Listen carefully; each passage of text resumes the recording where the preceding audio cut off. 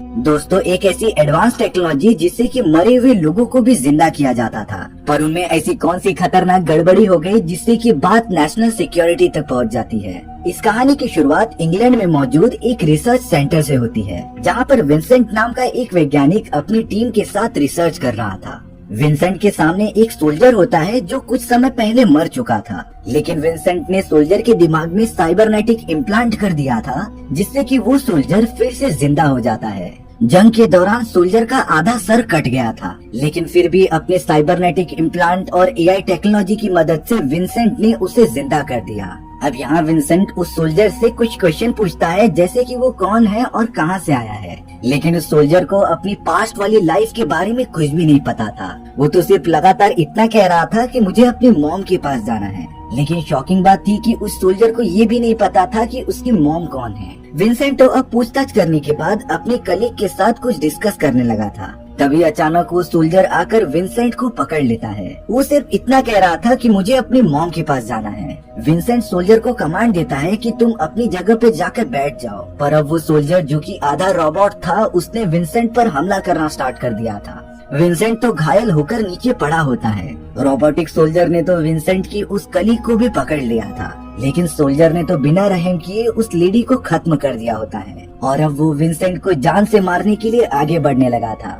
लेकिन सही समय पर वहाँ कुछ और सोल्जर्स आ जाते हैं, जिन्होंने उस रोबोटिक सोल्जर को गोली मार दी थी। उस रोबोटिक सोल्जर की आंखों की रेटिना डिस्प्लेस अब बंद होने लग जाती हैं। विंसेंट की तो यहाँ जान जाने से बाल बाल बची थी। विंसेंट को इस हादसे में जो भी चोटें लगी थी वो धीरे धीरे रिकवर होने लग जाती हैं। अब यहाँ एक दिन विंसेंट एक कमेटी में आया था, जहाँ पर अलग अलग टाइप के रिसर्चर्स आने वाले थे। विंसेंट बहुत सारे लोगों का प्रोजेक्ट देखता है, लेकिन उसे एवा नाम की एक स्टूडेंट का प्रोजेक्ट बहुत ही अच्छा लगा। एवा ने भी विंसेंट की तरह एक रोबोटिक इंसान बनाया होता है, लेकिन जिस तरीके से एवा का रोबोट रिस्पॉन्स और रिप्लाई दे रहा था, उसे विंसेंट देखकर बहुत ही ज्यादा इम्प्रेस हो जाता है। विंसेंट एवा के पास आकर कहने लगा था कि मैंने भी कुछ ऐसे रोबोट तैयार किए हैं, लेकिन वो तुम्हारे बनाए गए रोबोट्स की तरह रिप्लाई नहीं देते थे। विंसेंट को तो एवा के रोबोट को देखकर ऐसा लग रहा था कि वो कोई इंसान ही है। एवा बताती है कि मैंने अपने रोबोट के अंदर कुछ ज्यादा चेंजेस नहीं किए, बस उसे इंसानों के माहौल में रखा और वो अपने आप धीरे धीरे सारी चीजें सीख गया।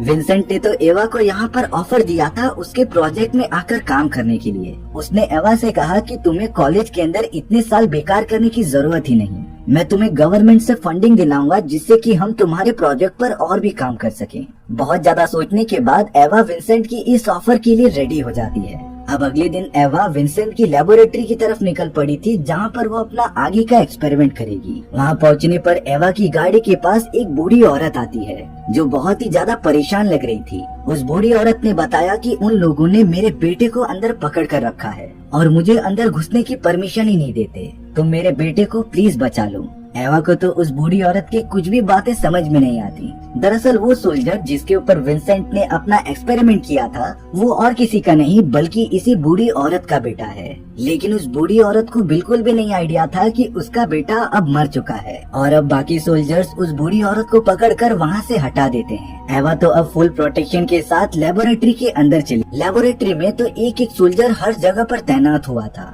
एवा ने देखा कि बहुत सारे सोल्जर्स के दिमाग पर एक निशान बना हुआ है।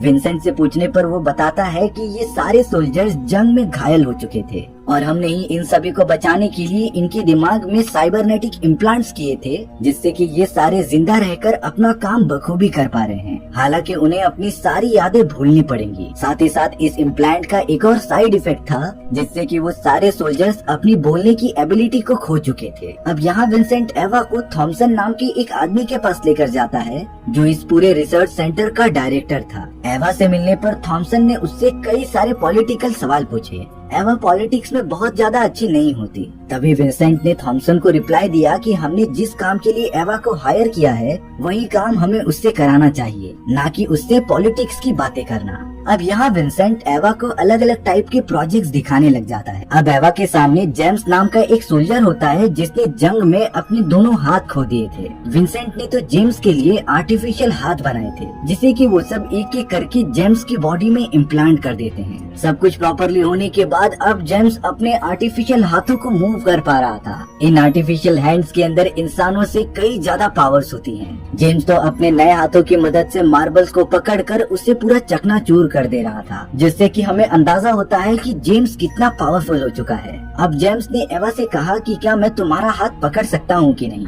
क्योंकि जब से जंग में मैंने अपने दोनों हाथ गवा दिए हैं तब से ही मैंने किसी भी इंसान का हाथ टच करके नहीं देखा। हालांकि विंसेंट जेम्स को इस बात से मना करता है, क्योंकि अभी तक वो अपने आर्टिफिशियल हाथ को कंट्रोल करना सीखा नहीं है। लेकिन एवा ने कहा कि कुछ भी नहीं होगा, वो अपने आप कंट्रोल करना सीख जाएगा। एवा तो बिना डरे जेम्स को अपना हाथ पकड़ने के लिए दे देती है और अब तो जेम्स बड़े प्यार से एवा को घुमाते हुए वहाँ पर डांस करने लगा था। जेम्स एवा को थोड़ी सी दूर पर लेकर चले जाता है, जहाँ पर वो एवा से कह रहा था कि तुम मुझे एरिया 6 में आकर मिलो, वहाँ पर तुम्हें सारी सच्चाई पता चल जाएगी। ये एक्सपेरिमेंटल फेज खत्म होने के बाद जेम्स को भी उसके रूम में भेज दिया जाता है, लेकिन यहाँ एवा को नहीं समझ रहा था कि आखिर एरिया 6 में क्या मौजूद है। थॉमसन और विंसेंट एवा को इस प्रोजेक्ट के बारे में सारी चीजें बताते हैं कि कैसे हमारी ऑर्गेनाइजेशन इंसानों के बदले एक रोबोटिक आर्मी बना रही है। सबसे अच्छी बात ये थी कि ये रोबोट सेम टू सेम इंसानों की तरह दिखेंगे और उन्हीं की तरह बात करेंगे, जिसमें कि हमारी कंट्री अपने दुश्मनों से नेगोशिएट कर सकती थी और इन्हें सारी रोबोट्स की मदद से हमला भी करवा सकती थी, जिससे कि हमारे इंसानी सोल्जर्स के मारे जाने की संख्या बहुत ही ज्यादा कम हो जाएगी। और तो और रोबोटिक सोल्जर्स के पास कई इंसानों की पावर्स मौजूद थी, जो एक एक करके हमारे दुश्मनों को खत्म कर सकते थे।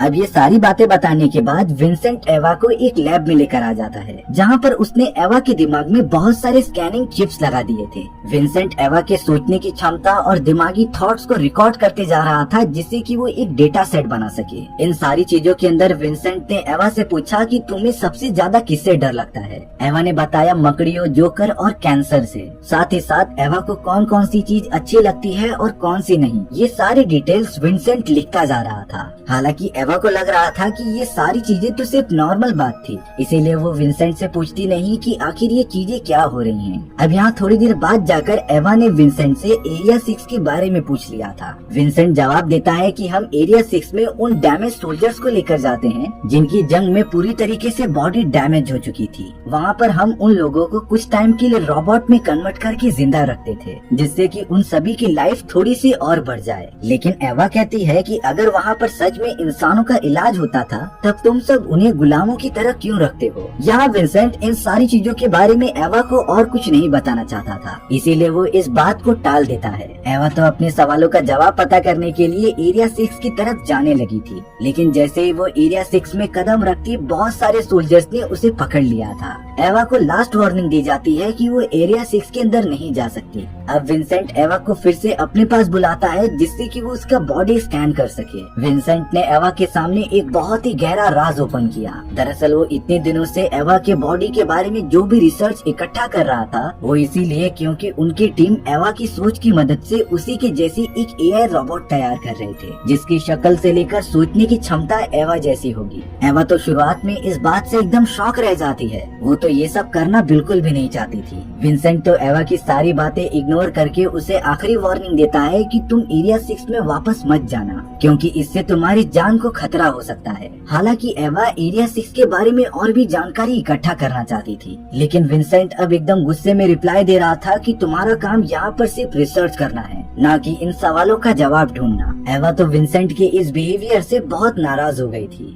अब थॉमसन एवा और विंसेंट को बुलाता है, जहाँ पर उन्होंने अपने एआई रोबोट का दिमाग क्रिएट कर लिया था। ये अब तक उनके ऑर्गेनाइजेशन द्वारा बनाई गई सबसे एडवांस टेक्नोलॉजी होती है, जिसके अंदर इंसानों से भी अच्छी तरीके से सोचने की क्षमता मौजूद थी। वो एआई तो उन सभी से बात करते हुए ये कह रही थी कि एवा अभी भी विंसेंट से नाराज है, यानी कि वो एआई लोगों के हाव भाव की मदद से उनके दिमाग की बातें पढ़ सकती थी। जिसके बाद विंसेंट एवा से माफी मांगता है उसके इस बिहेवियर की वजह से। अब यहाँ थॉमसन ने उस एआई रोबोट के दिमाग से पूछा कि हम चाइना को कैसे हरा सकते हैं। वो एआई तो एकदम सटीक जवाब देती है चाइना को बुरी तरीके से हराने का, जिसका साफ साफ मतलब होता है कि थॉमसन के पास एक खतरनाक हथियार लग चुका था। अब यहाँ सिक्योरिटी कैमरास चेक करने पर थॉमसन की टीम को पता चलता है कि एवा लेबोरेटरी के कुछ कंप्यूटर्स में से डेटा को कॉपी कर रही थी। ये सारे डेटा सेट्स एरिया 6 के होते हैं, जिसके बारे में एवा जानना चाहती थी। थॉमसन को ये बात पता चलने पर वो बहुत ही ज्यादा गुस्सा होता है।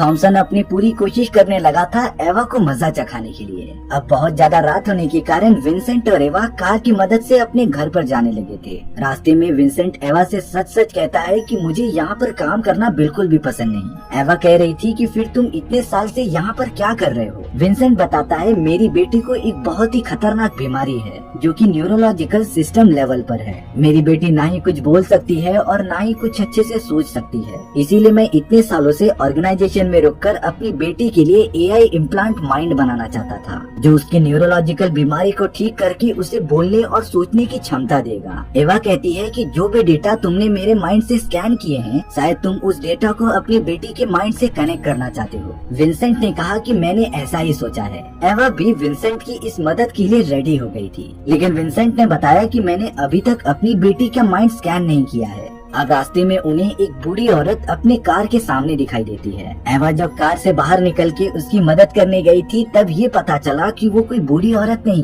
बल्कि एक चाइनीज किलर है जिसने देखते ही देखते एवा का मर्डर कर दिया था। तभी हम दूसरी तरफ देखते हैं कि थॉमसन ये सारी चीजें अपने मॉनिटर पर देख रहा है, यानी कि थॉमसन ने ही किलर को भेजकर एवा को मरवा दिया। वो चाइनीज किलर विंसेंट को कुछ नहीं करता और वहाँ से चला जाता है, जिससे विंसेंट का पूरा शक थॉमसन के ऊपर चला गया था कि उसने ही ये सारी चीजें की हैं। हालांकि ऑर्गेनाइजेशन में वापस आने के बाद थॉमसन विंसेंट से कहता है कि शुक्र है कि हमारे आदमी वहाँ पर सही समय पर पहुँच गए थे और तुम्हारी जान बच गई। लेकिन विंसेंट को साफ साफ पता था कि ये सारी चीजें थॉमसन ने ही की हैं और वो उससे झूठ बोल रहा है। अब यहाँ एवा के मरने के बाद थॉमसन अपने प्रोजेक्ट को आगे बढ़ाता रहता है। विंसेंट ने एवा के दिमाग से जो भी सारी रिपोर्ट्स इकट्ठा किए थे वो उसे एक रोबोटिक बॉडी तैयार करके उसके अंदर इंसर्ट करने लग जाता है। देखते ही देखते उस एआई रोबोट का न्यूरोलॉजिकल सिस्टम भी तैयार हो जाता है जिससे कि वो कुछ ही घंटों में एकदम रेडी हो जाएगी। और अब वो दिन आ चुका था जब वो एआई रोबोट पूरी तरीके से तैयार हो जाएगी।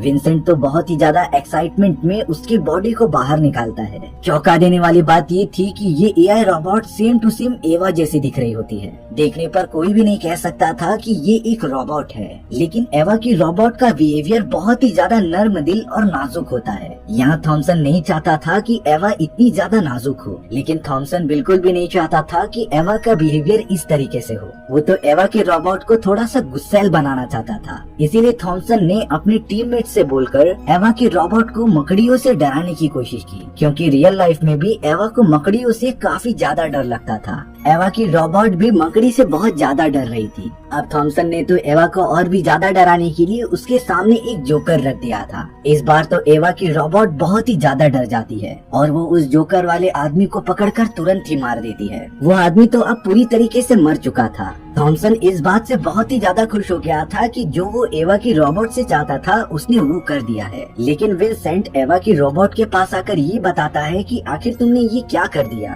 तुमने इस मासूम इंसान की जान ले ली। एवा तो कह रही थी कि ये एक रोबोट है जिससे मुझे बहुत ज्यादा डर लगता है। विंसेंट ने जब उस आदमी के मुंह पर से जोकर का मुखड़ा हटाया तब जाकर एवा को पता चला कि ये तो कोई इंसान है। एवा विंसेंट से कह रही थी कि तुम इसे वापस से ठीक कर दो, लेकिन विंसेंट बताता है कि अब ये मर चुका है जो कभी वापस नहीं आ सकता। एवा की रोबोट इस बात से बहुत ही ज्यादा दुखी हो गई थी, लेकिन विंसेंट ने उसे एक सलाह दी कि तुम आगे से किसी की भी जान मत लेना। एवा को अपने किए पर इतना पछतावा हो रहा था कि उसने अपने आप को कमरे में बंद कर लिया होता है। वहीं दूसरी तरफ विंसेंट जेम्स से मिलने चला गया था। जेम्स वही सोल्जर होता है जिसके आर्टिफिशियल हाथ लगाए गए थे, लेकिन अब जेम्स कुछ भी नहीं बोल सकता क्योंकि उसके अंदर इम्प्लांट कर दिया गया है। विंसेंट जेम्स से प्रॉमिस करता है कि चाहे कुछ भी हो जाए मैं तुम्हें यहाँ से बाहर निकाल कर ही रहूंगा। अब यहाँ पर एवा की रोबोट एकदम से एक जगह पर रुक गई थी क्योंकि उसे अभी तक पछतावा था कि उसने एक इंसान का कत्ल कर दिया है। वो तो किसी से भी बात ही नहीं कर रही थी।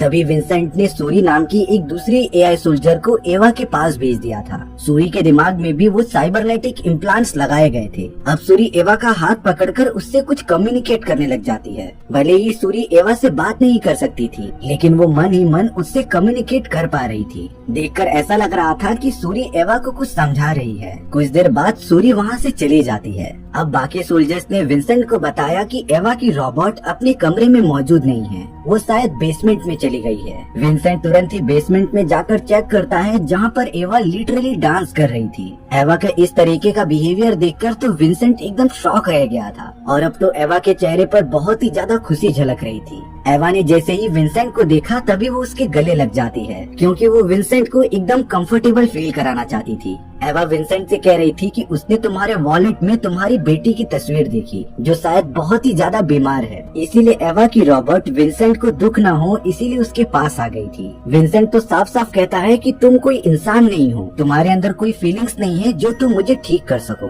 तब जाकर एवा बताती है कि तुम सब इंसान एक दूसरे को फीलिंग्स के माध्यम से ही जानते हो, तुम सब एक दूसरे की फीलिंग्स और भावनाओं को समझकर ही रिप्लाई देते हो, उसी तरीके से मेरे अंदर भी यही सारी चीजें मौजूद हैं। अब अगले दिन थॉमसन एवा की रोबोट को उसी आदमी के सामने लाकर रख देता है जिसने की रियलिटी में एवा का मर्डर किया था। थॉमसन एवा की रोबोट को ये आदेश देता है कि तुम इसे मार कर एवा का बदला ले लो, लेकिन बहुत ज्यादा फोर्स करने के बाद भी एवा की रोबोट ये काम नहीं करती क्योंकि उसे विंसेंट ने किसी भी इंसान की जान लेने से मना किया था। थॉमसन तो एवा की रोबोट को इस हद तक डरा देता है कि अगर तुमने इस आदमी को नहीं मारा तब ये जाकर डायरेक्टली विंसेंट का मर्डर कर देगा। ये सुनने पर एवा की रोबोट बहुत ही ज्यादा गुस्सा हो जाती है। वो नहीं चाहती थी कि विंसेंट को कुछ भी हो, पर फिर भी वो उस आदमी पर हमला नहीं करती। एवा की रोबोट उस चाइनीज आदमी पर चिल्लाने लग जाती है कि अगर तुमने विंसेंट को मारा तब मुझसे बुरा कोई नहीं होगा। थॉमसन तो एवा की इस इंटेलिजेंट लेवल को देखकर काफी खुश हो गया था क्योंकि एवा अब ठंडे दिमाग से काम ले रही थी।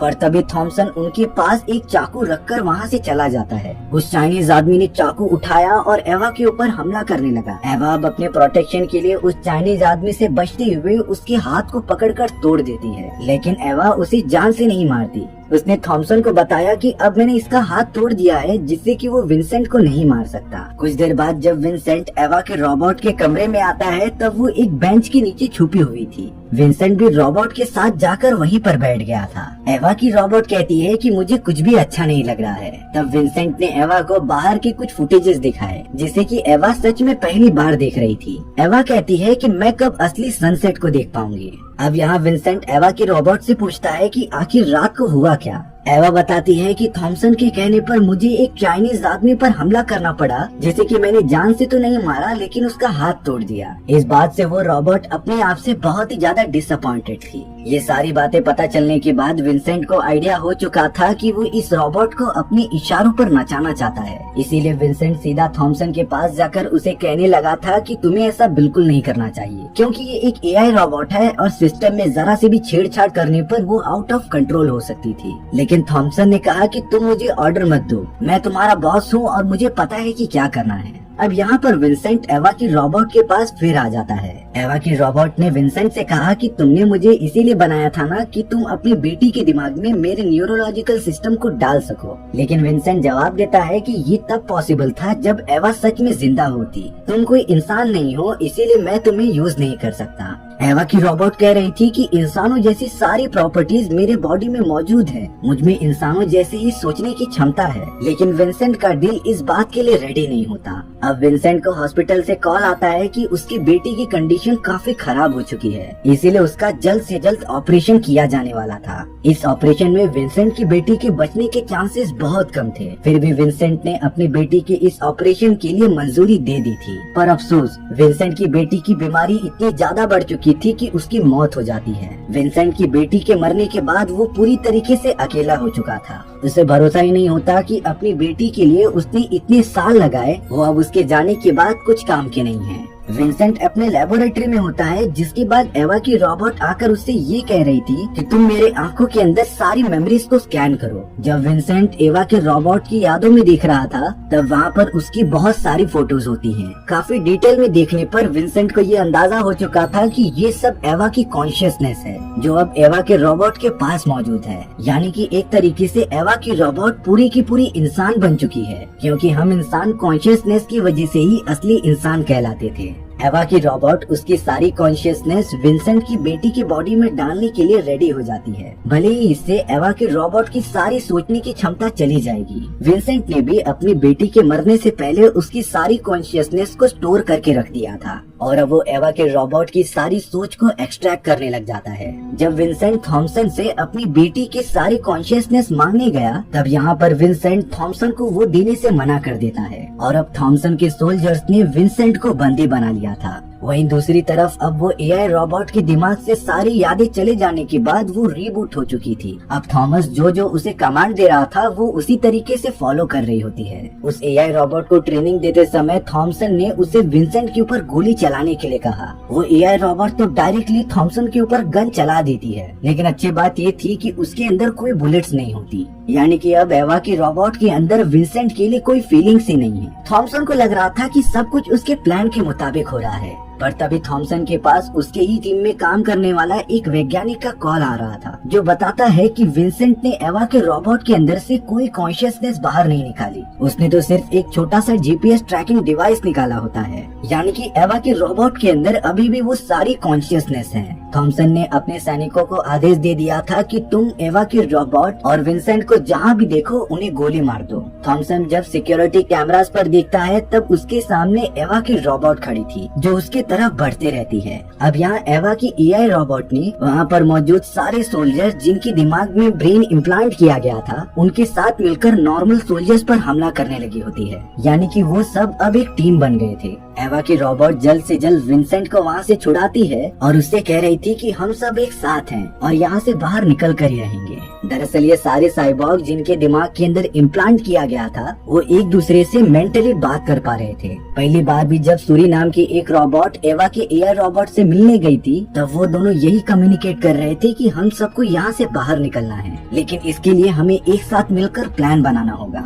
इसीलिए अब एवा ने भी उनके साथ मिलकर यहाँ से बाहर निकलने की कोशिश की। एवा की एआई रोबोट विंसेंट से कहती है कि मैं तुम्हारी बेटी की कॉन्शियसनेस लेकर आती हूँ, तब तक जाकर तुम क्वांटम कंप्यूटर को पूरा डिस्ट्रॉय कर दो, जिससे कि ये लोग मेरी तरह और भी एआई रोबोट्स आगे चलकर ना बना पाए। विंसेंट तो जल्द से जल्द क्वांटम कंप्यूटर के अंदर चला जाता है उसे डीएक्टिवेट करने के लिए, पर तभी उसके सामने गन लेकर एक दूसरा वैज्ञानिक आ गया था, जिसने विंसेंट को अपने गन पॉइंट पर ले लिया होता है। थोड़ी देर में ही वहाँ पर जेम्स आ गया था, जिसके आर्टिफिशियल हाथ लगाए गए थे। उसने तो विंसेंट की मदद की और उस वैज्ञानिक को जान से मार दिया। विंसेंट जल्द से जल्द क्वांटम कंप्यूटर को पूरा डिस्ट्रॉय करके वहाँ से निकल जाता है। वहीं अब थॉमसन अपने सिस्टम की मदद से सारे साइबॉर्ग्स के दिमाग को डीएक्टिवेट करने लगा था। थॉमसन ने तो कई सारे एआई सोल्जर्स को टर्मिनेट कर दिया था, पर अब एवा की एआई रोबोट जल्द से जल्द उसके सामने आ गई थी। थॉमसन गन निकालकर उस पर बहुत सारे फायर करता है, लेकिन किसी भी गोली का असर एआई रोबोट पर नहीं हो रहा था। एवा की वो एआई रोबोट थॉमसन के पास जाकर उसे खत्म करना चाहती थी। थॉमसन उसके सामने गिड़गिड़ाता रहता है कि तुम मुझे छोड़ दो। तभी उस एआई रोबोट ने थॉमसन के दिमाग पर अपना अंगूठा रखा और तेजी से दबाने लगी, जिससे कि थॉमसन की पूरी बॉडी पैरालाइज हो जाती है। भले ही थॉमसन मरा नहीं था, लेकिन वो पूरी तरीके से जिंदा लाश बन चुका होता है। विंसेंट भी अब एआई रोबोट के पास आ गया था, जो कहता है कि मेरी बेटी की कॉन्शियसनेस कहाँ पर मौजूद है। एवा की रोबोट ने बताया कि अगर तुम चाहो तो मैं तुम्हारी बेटी की कॉन्शियसनेस अपने दिमाग में स्टोर करके रख सकती हूँ। कोई और ऑप्शन न होने के कारण विंसेंट ये परमिशन दे देता है और अब वो दोनों जल्द से जल्द उस फैसिलिटी से बाहर निकलकर एक पहाड़ी वाले इलाके में आ जाते हैं। यहाँ पर एवा की रोबोट ने पहली बार सनसेट होते हुए देखा था, जो उसकी लाइफ के सबसे बेस्ट मोमेंट में से एक होता है। साथ ही साथ अब विंसेंट के पास उसकी बेटी की सारी कॉन्शियसनेस भी मौजूद थी, जिसे कि वो चाहे तो किसी भी रोबोट के दिमाग में इंसर्ट कर सकता है। और अब विंसेंट ने डिसाइड किया कि वो एवा और अपनी बेटी के साथ अपनी जिंदगी एक साथ गुजारेगा। इसी तरीके से ये कहानी यहीं पर खत्म हो जाती है। सो व्यूअर्स, आपको ये स्टोरी कैसी लगी कमेंट सेक्शन में बताना भूलना मत। और अगर आपको मेरा एक्सप्लेनेशन 1% भी अच्छा लगा होगा ना, तो वीडियो को लाइक एंड चैनल को सब्सक्राइब जरूर कर देना। मिलते हैं नेक्स्ट वीडियो में। Bye bye.